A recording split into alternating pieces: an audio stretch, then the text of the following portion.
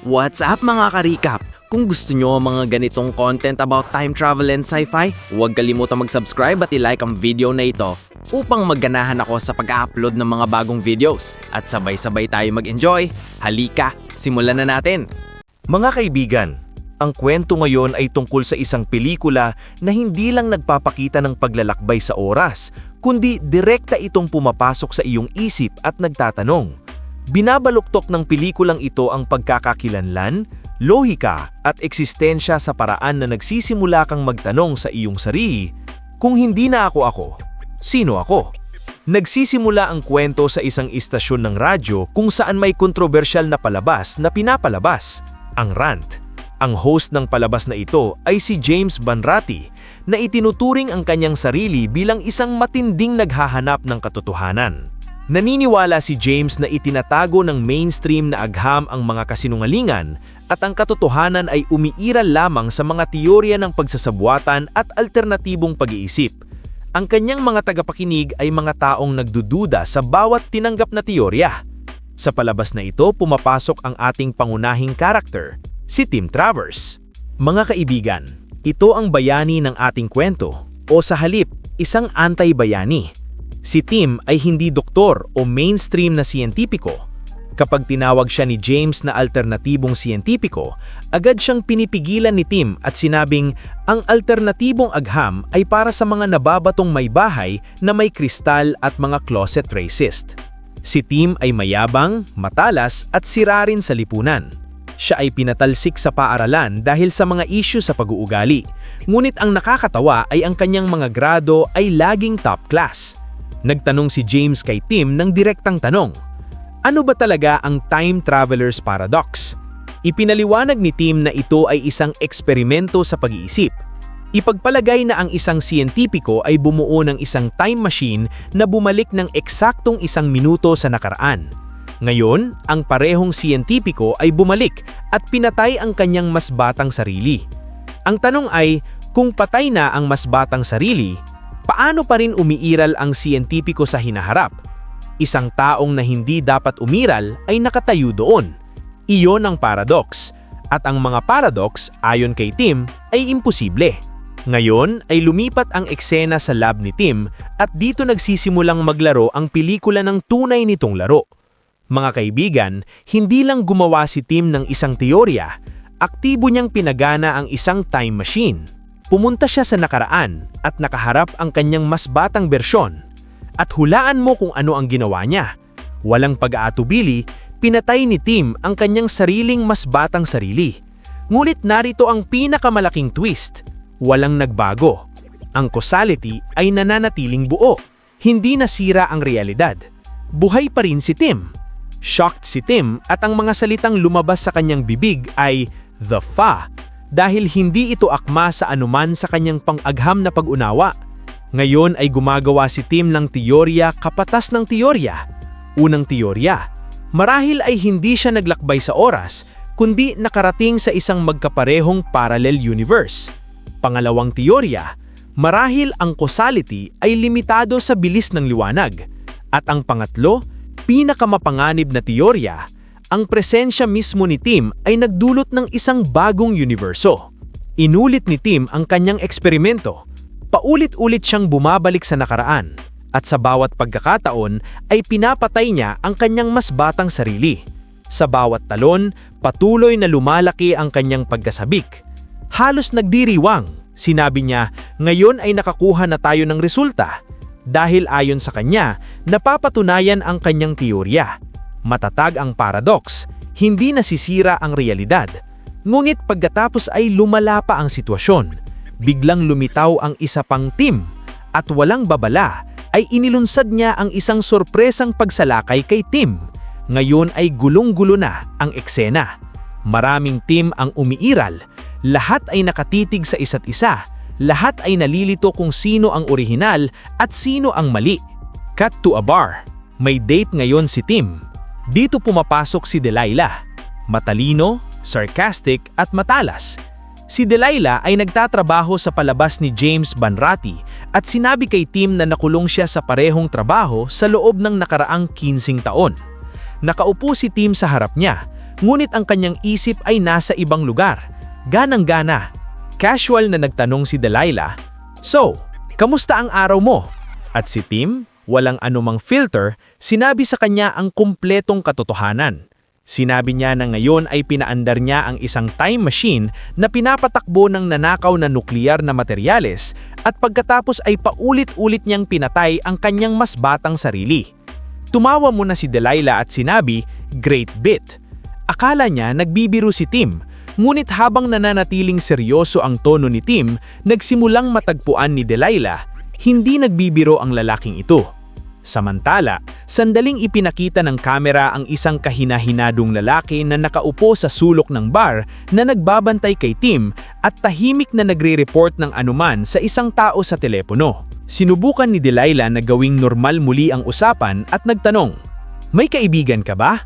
Sumagot si Tim nang walang pag-aatubili, "Wala akong kaibigan." Sa isang flashback, ipinaliwanag niya na pinayagan niya ng kanyang ina na gumawa ng eksperimento noong bata pa siya. Naniniwala si Tim na ang pagkatuto na mabuhay ng mag-isa ay isang respeto. Hinamon ni Delilah ang kaisipang ito at sinabi, karaniwan sinasabi nito ng mga tao kapag sila mismo ay tingin nila ay mas mahusay at mas matalino sa iba. Walang pag-aalinlangang tinanggap ni Tim, "Mas mahusay at mas matalino ako." Ipinaliwanag ni Tim na ang paglalakbay sa oras ay sa huli ay maglulunsad ng isang malaking paradox na literal na masisira ang realidad. Mukhang masama ito kay Delilah, ngunit nagbigay siya ng analogy. Ito ay parang isang babae na nakakuha ng superpowers at nag-aalala sa kanyang trabaho kung kailan niya dapat lamang i-laser ang kanyang boss. Na-excite si Tim at sinabi, "Exactly, salamat." Ngunit pagkatapos ay nakakuha siya ng shock. Bigla niyang napagtanto na nasa date siya kung kailan dapat siya sa lab. Bigla siyang tumayo at sinabing kailangan kong bumalik sa lab. Nawalan ng pasensya si Delilah. Sinabi niya na ang isang babae na tumawid sa kalahati ng lungsod para pumunta sa Murderville ay isang talon ng pananampalataya. Ngunit nawala na si Tim sa isip at pisikal. Sumabog si Delilah sa galit, sinabi sa bawat tao sa bar, "Fuck you," isa-isa, at lumabas. At si Tim, bumalik siya muli sa kanyang lab, kanyang paradox, at kanyang sariling maraming bersyon. Gulo, dugo, pagkakalito, lahat nandoon.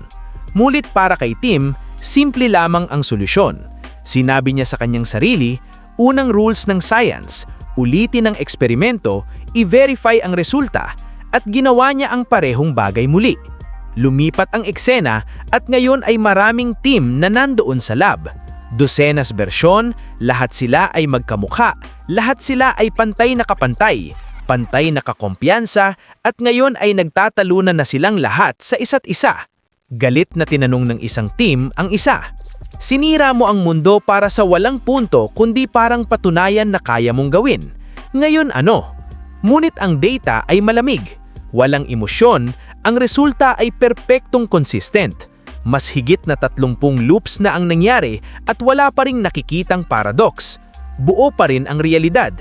Habang lumalaki ang pagkakalito, nagsimulang magsuot ng name tag ang mga teams upang malaman nila kung sino ang sino. Ang nakakatawa ay nang walang paglalabel sa kanyang sarili, hindi na makilala ni Tim ang kanyang sarili. Balik sa bar. Bumalik si Delilah para kunin ang kanyang scarf. Sa unang pagkakataong nakita niya si Tim, nagulat siya. "Akala ko kailangan mong bumalik sa lab." Talagang nalilito si Tim. "Hindi ba kahapon yon?" Sinabi ni Delilah sa kanya.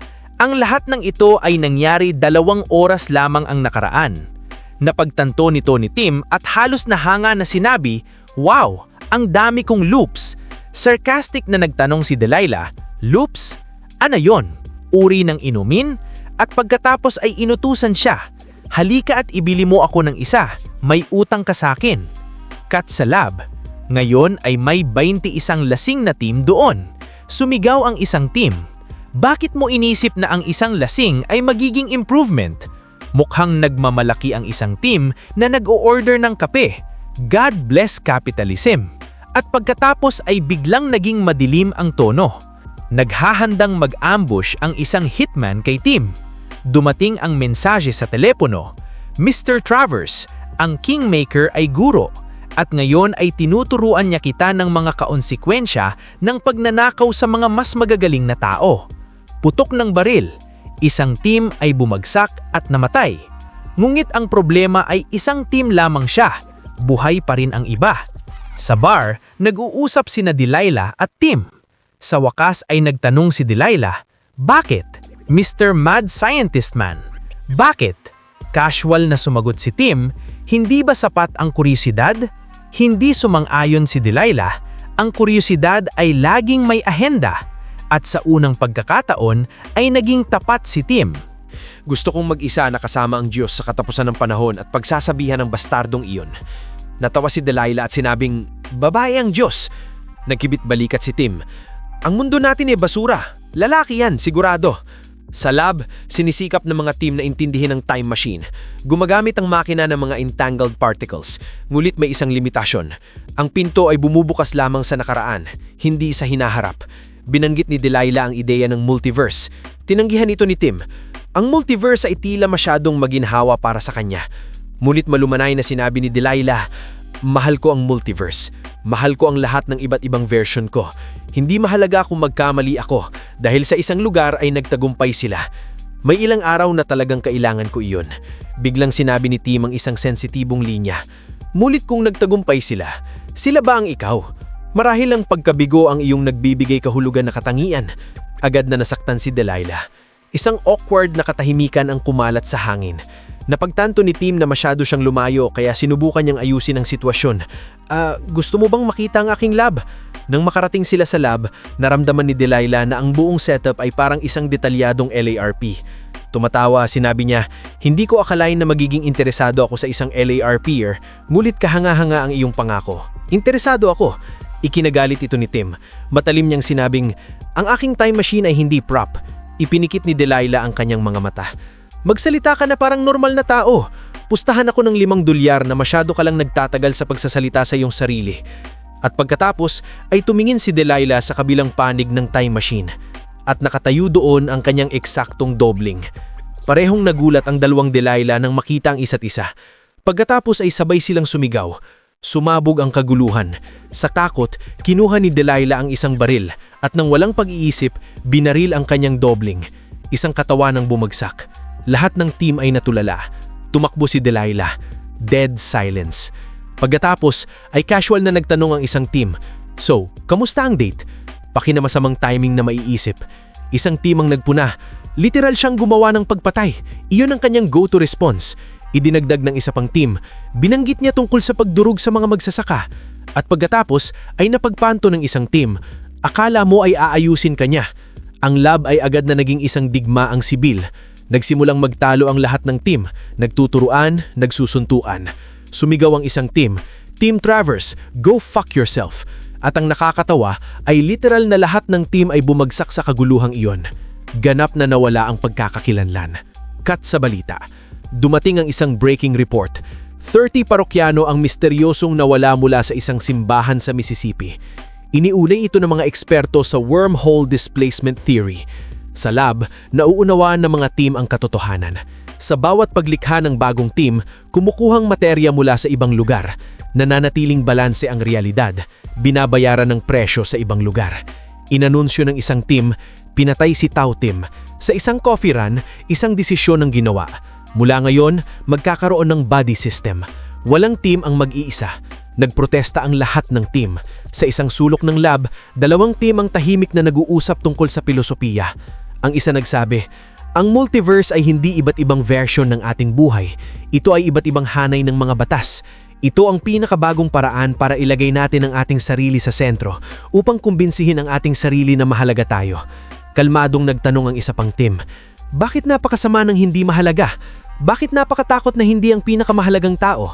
Kalmadong sumagot ang isang team, "Ito ay nakakapagpalaya. Ang akin mga pagkakamali ay akin at akin lamang." Sa kabilang panig, ang Kingmaker, ang manganib na kriminal na ninakawan ni Tim ng plutonium, tinawag ang kanyang hitman, si Helter. Galit na galit ang Kingmaker dahil buhay pa rin si Tim. Nagbanta siya na kung mabibigo si Helter ay magpapadala siya ng isa pang mamamatay, si Royce. Cut sa palabas ng radyo. Tinanong ni James Banratti si Tim, "Bakit ka ba talaga narito?" At sa unang panahon, ganap na tapat si Tim. Sinabi niya, kung may magkamali kapag binuksan ko ang makina, ang isang record ay magandang bagay na dapat meron ka. Sumagot si James ng walang pag-aatubili. Buong pagmamahal at paggalang, umaasa ako na mamamatay ka sa isang masakit na kamatayan. Sa lab, pinagagana ng mga team ang time machine. Nang biglang dumating doon si Helter, completely confused siya. At dahil marami na siyang napatay na team dati, tinanong niya si Tim, "Diyos ka ba?" Ngumiti si Tim. Hindi Diyos. Hindi pa." Nagsalita si Tim.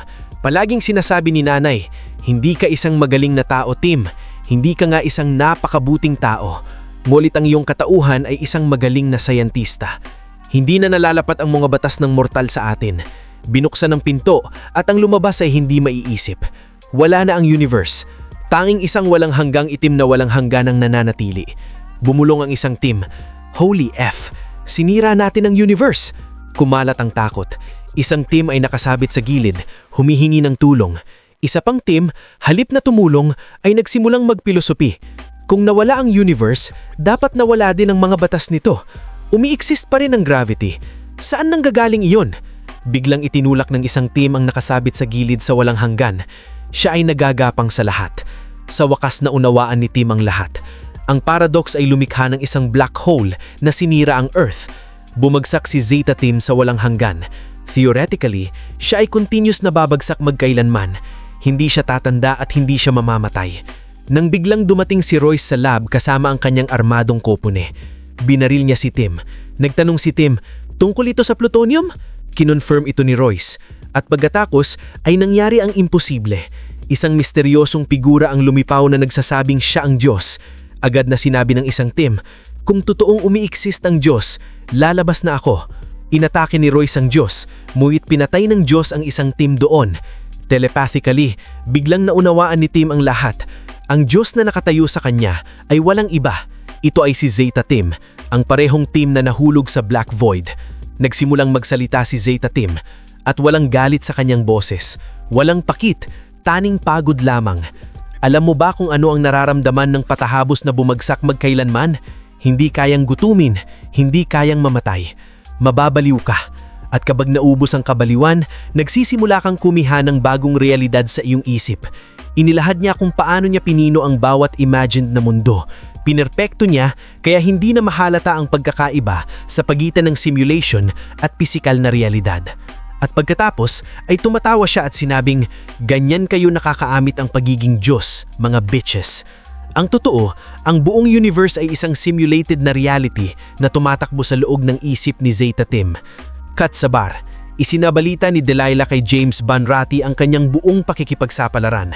Ang time machine, ang mga duplicates, ang putok ng baril, ang kaguluhan, lahat. Natulala si James. Sa lab, nakikipag-usap si Tim kay Royce. Kalmado na si Royce. Sinabi niya na hindi na niya papatayin si Tim. "Pinatay isa sa inyo ang mga tao ko gamit ang kanyang isip." Naghanda si Royce na umalis at casual na sinabing, "Tatawagan ko ang mga apo ko at sasabihin kong mahal ko sila." Shocked si Tim. "Kasal ka? May mga apo ka? Ikaw ay isang professional na mamatay." Naggibit balikat si Royce. "Tingin ng misis ko ay hot yon." Mapait na sinabi ni Tim. "Ang ibang tao ay tumatala para sa pag-ibig. Ang iba ay hindi." Agad na pinutol siya ni Royce. "Bullshit! Abusado, rapist, mamatay, politician, tanga sa YouTube. Karamihan sa kanila ay nakakahanap pa rin ng taong magmamahal sa kanila." Ang problema mo ay hindi mo alam kung paano mahalin ang sarili mo. Pagkatapos ay binigyan niya si Tim ng payo. Hanapin ang pinakagalit, pinakapangit na bahagi mo at ipakita sa putang inang iyon na maganda sila. Tumama ang linyang iyon kay Tim sa isang malalim na bahagi. Nagpasya siya na wala ng pagtakbo. Oras na para makipagkita sa aking tagalikha. Tinawagan ni Tim si Delilah at taos-pusong humingi ng tawad. Nakakagulat na kalmado si Delilah. Magulo ito, ngunit maygit ng daan sa pagitan ng pagkapuot at pagmamahal. Yan tayo, ang mga nasa gitna, at malumanay niyang idinagdag. Marahil, subukan mong maging mas mabait sa iyong sarili. Literal, nakarating si Tim kay Zeta Tim na dahan-dahang sumisira sa universo. Sinabi ni Zeta Tim, "Iniwan nila ako sa isang black hole, nag-iisa, literal na magpakailanman." Mahinahon na sumagot si Tim, "Hindi iyon cool. Hindi ako bahagi niyan. Huminto si Zeta Tim. Sa tingin ko, ikaw ang pinakamahusay sa atin. Humakbang si Tim at sinabing, kung gayon, alamin natin ng magkasama. Yan sila Tim at Zeta Tim. Nakarating sa wakas si Tim sa sentro ng universo. Doon nila nakilala ang aktwal na Diyos na kaswal na ipakilala sa kanyang sarili bilang tagapamahala ng inyong universo. Nagtanong si Tim ng direktang tanong, mayroon bang kahulugan ng buhay? Sumagot ang Diyos ng walang emosyon. Oo, ngunit wala itong kinalaman sa mga tao. Umiiral ang simulasyong ito upang mapakinabangan ng isang partikular na numerical output. Ang sangkatauhan ay isang random na nabuong elemento ng background. Narinig ito, nagalit si Tim. Sinira namin ang iyong simulasyon. Si Tim Travers ang pinakamahalagang tao sa buong universo. Kailanman. Nainis ang Diyos. Mahusay. Ngayon kailangan kong i-reset ang universong ito. Agad na tumutok si Tim. Reset?